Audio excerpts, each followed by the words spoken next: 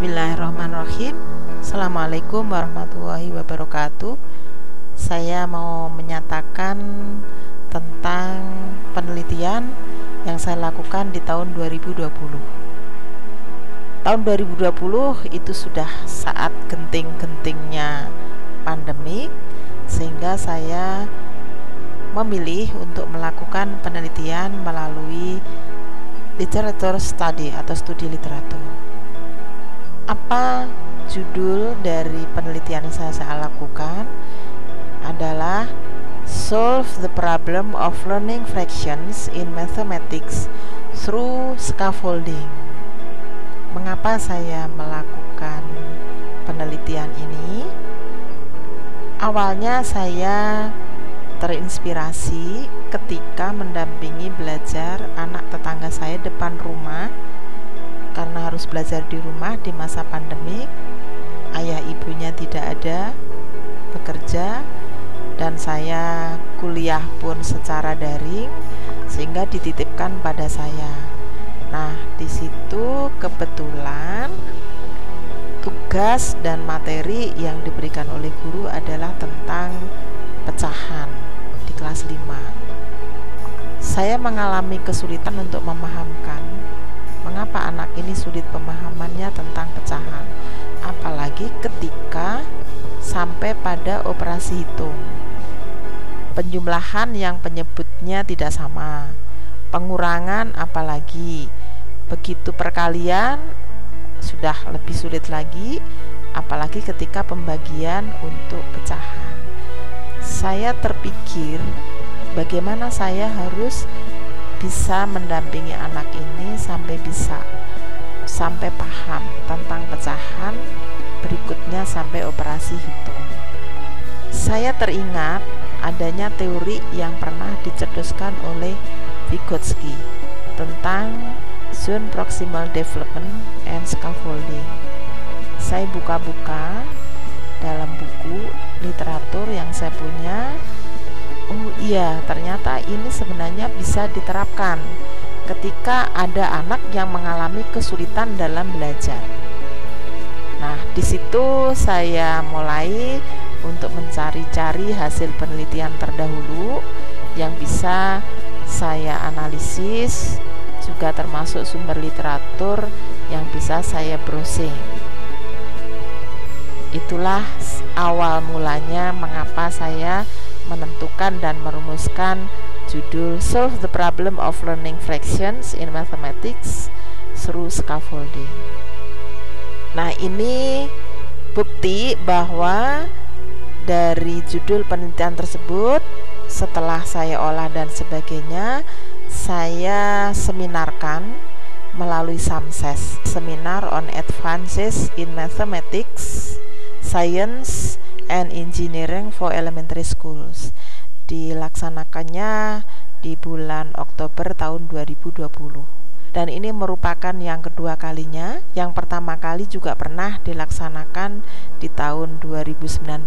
Saya pun sebenarnya sudah pernah mengikuti dengan topik penelitian yang berbeda dan saya sebagai anggota, tidak sebagai ketua. Tapi tahun 2020 ini saya sebagai ketua. Topiknya memang Educational Studies in Mathematics, dan titel atau topik saya adalah Solve the Problem of Learning Fraction in Mathematics through Scaffolding. Saya punya anggota 2 orang, yaitu Ibu Deti Rostika dan Ibu Nurul Hidayah. Ini ada di halaman 94 dan nantinya juga bisa di browsing. Tadi sudah saya katakan, inspirasi awal saya memilih metode studi literatur selain terinspirasi oleh kasus anak tapi cuma 1 orang dan di masa-masa gentingnya pandemik. Anak yang belajar ke saya cuma 1 orang, tentunya tidak representatif. Kalau itu akan saya teliti menggunakan data dan sebagainya. Nah, akhirnya saya putuskan untuk studi literatur. Saya mencari teori belajar, ketemu ternyata tentang apa yang dicetuskan oleh Vygotsky, yaitu Zone of Proximal Development atau ZPD and scaffolding. Di situ data yang saya cari, karena ini studi literatur, saya cari di IUP Conference Series Journal. Di IUP itu banyak tentang pecahan khususnya untuk anak SD, kemudian Science Direct dan juga Springerling. Semuanya saya cari dan ketemu, sehingga teridentifikasi dari beberapa jurnal tersebut bahwa pecahan itu diakui hampir sebagian besar siswa sebagai materi yang sulit di SD. Kesulitan anak SD itu ternyata berlanjut. Nah ini, berlanjut pada jenjang SMP. Ketika di SD sulit, jenjang SMP tetap kesulitan karena memang belum terkuasai dari konsepnya. SD SMP sulit, menginjak SMA sulit, dan ini justru sampai pada yang lebih tinggi, yaitu di jenjang mahasiswa. Ini menunjukkan bahwa ketika kesulitan tidak terselesaikan ketika anak duduk di jenjang pendidikan dasar, akan berlanjut terus sampai tingkat mahasiswa. Itu permasalahan kesulitan belajar. Jadi menurut ZPD itu seperti apa? Nah, kajian literatur itu saya temukan mulai yang pertama itu Incomprehension of the Indonesian Elementary School Students on Fraction Division Problem. Jadi problema juga tentang pecahan. Terus yang diteliti oleh Gabriel dan Forens itu A Componential View of the Difficulties in Learning Fraction, pecahan lagi. Kemudian Mariani dan Scholastica ini memberikan konsep tentang pecahan dan Kabataku pecahan di sekolah dasar. Ini teorinya. Kemudian Yasin itu A Review of Research on the Misconceptions in Mathematics Education. Sepertinya matematika menjadi sesuatu yang sulit, tetapi bukan berarti tidak bisa dipecahkan. Dan saya baca buku Educational Psychology Theory and Practice dari Slavin. Di situ memang ada teori Vygotsky. Terus Kung ini juga Learning Theories and Educational Perspective, itu juga ada teori Vygotsky. Kemudian Slavin yang berikutnya yang tentang Vygotsky itu lebih detail. Dan berikutnya penelitian Juniara, The Student Mastery of Fraction and its relation to the student's abilities on its prerequisite. Sama tentang kesulitan pecahan. Kemudian Trivena dan Ningsih Jubri, Misconception on Addition and on Subtraction on Fraction at Primary School Students in 5th grade, di kelas 5 juga. Sama, itu tentang pecahan. Kemudian ada Warsito, itu The Design Learning on Fraction with Realistic Mathematics Education in Elementary School. Ini mengungkapkan sebenarnya harus nyata ketika menanamkan konsep pecahan kepada anak SD. Kemudian Purnomo sama dengan Widowati, ke Rahmadani itu juga Exploration of Primary School Teachers Students Understanding in Fraction Concept. Ini sudah di mahasiswa PGSD. Kutub, Wijayanti dan Manuharawati, ini hubungan antara konten knowledge materi yang dikuasai yang dikuasai guru tentang pecahan, bagaimana hubungannya dengan performance peserta didik. Kemudian ada Hataja, ini teaches visual attention when scaffolding collaborative mathematical problem solving. Ini berkaitan dengan bagaimana perhatian secara visual secara kolaboratif ketika ada masalah matematika melalui scaffolding. Ini yang saya temukan sudah fokus pada scaffolding. Kemudian Becker, Arthur Smith and Gentian dan Wegereth Rupert, itu adalah scaffolding juga, scaffolding and dialogue teaching in mathematics education, tapi di matematika. tapi nampak scaffoldingnya seperti apa. Van de Pol, Janneke, itu the effect of scaffolding in the classroom, sport contingency and student independent work time in relation to student achievement.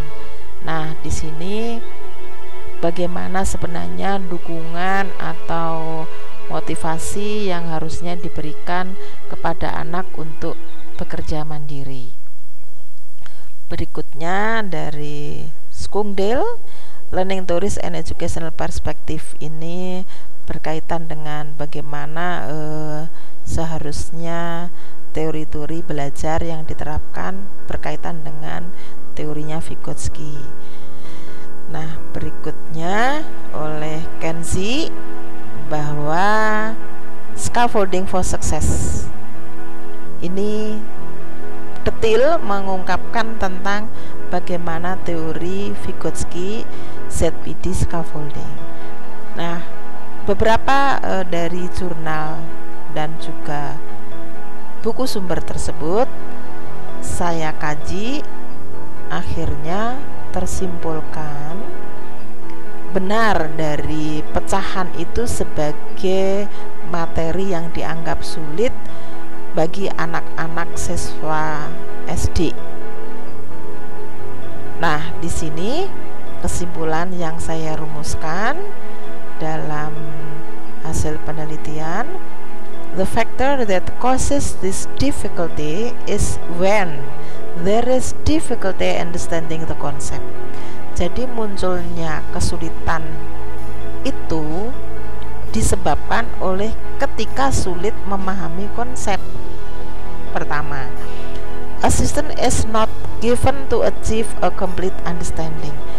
Nah, pendampingan, pembinaan, bantuan belajar itu tidak diberikan secara utuh dalam memahami konsep, dan sebelum sampai pada paham itu sudah ditinggalkan, so that it results in a lack of understanding in the fraction counting operation. Ketika konsep pecahan itu belum dipahami secara tuntas, akhirnya berdampak pemahamannya pada operasi hitung pecahan. Nah, ini saya terjemahkan seperti itu yang di bawah ini. Kesimpulan yang kedua, comprehensive understanding of fraction counting concepts and operations in elementary school has an impact up to higher levels. Ketika di SD aja sudah mengalami kesulitan belum tuntas, itu akhirnya terus sampai pada SMP, SMA, sampai pada perguruan tinggi. Inilah dampak ketika kita ini mendampingi belajar anak belum sampai paham sudah ditinggalkan. Jadi konsep Vygotsky ZPD, Zone Proximal Development, scaffolding. Jadi scaffolding itu adalah pemberian bantuan kepada anak yang mengalami kesulitan. Bantuan itu bisa dari orang dewasa, guru atau orang tua, atau juga bisa teman sebaya. Jadi kalau ada kebiasaan diterapkan tutor sebaya, itu sebenarnya adalah implementasi dari teori Vygotsky. Nah, kesimpulan ini menunjukkan bahwa memang jangan sampai konsep belum tuntas dipahami, ditinggalkan. Ketika konsep secara utuh dan komprehensi belum dimiliki oleh anak, tentunya akan berdampak ketika harus menyelesaikan operasi hitung pecahan. Nah, yang ketiga, ini ada terjemahannya juga, tapi mungkin lebih pasnya saya bacakan.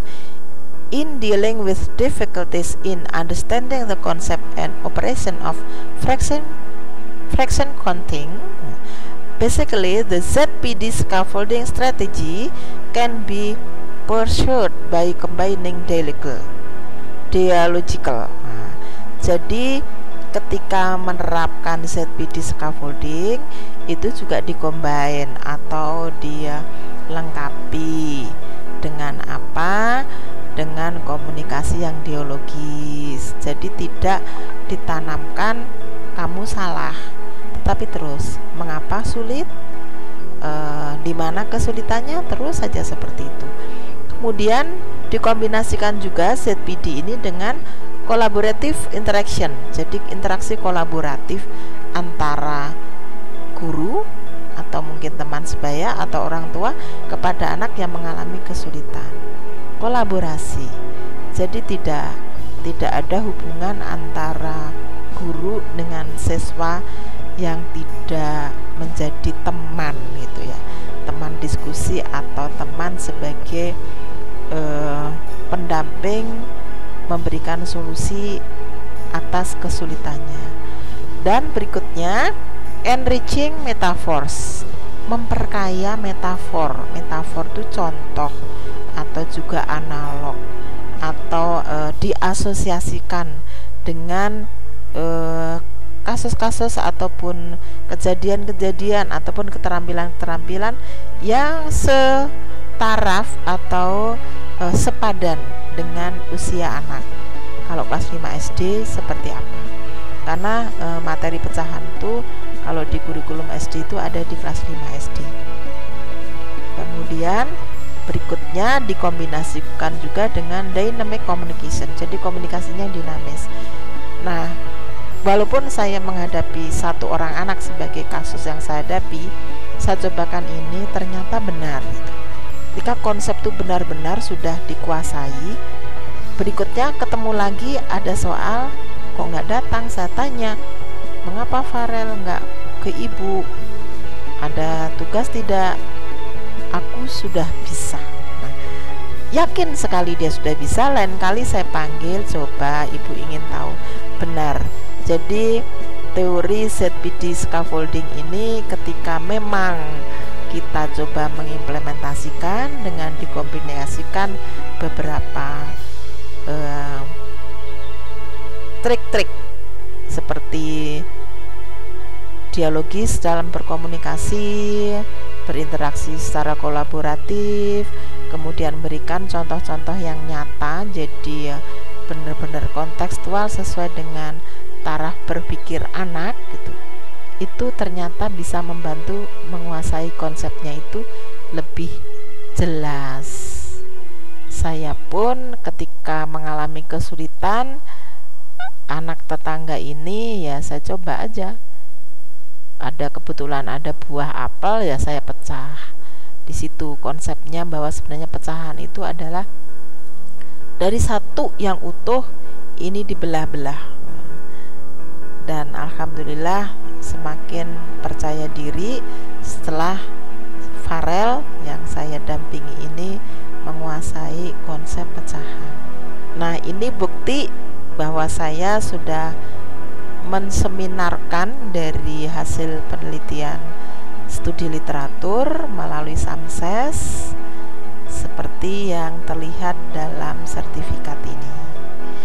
Itulah yang saya sampaikan, bahwa pada tahun 2020 penelitian yang saya lakukan adalah studi literatur.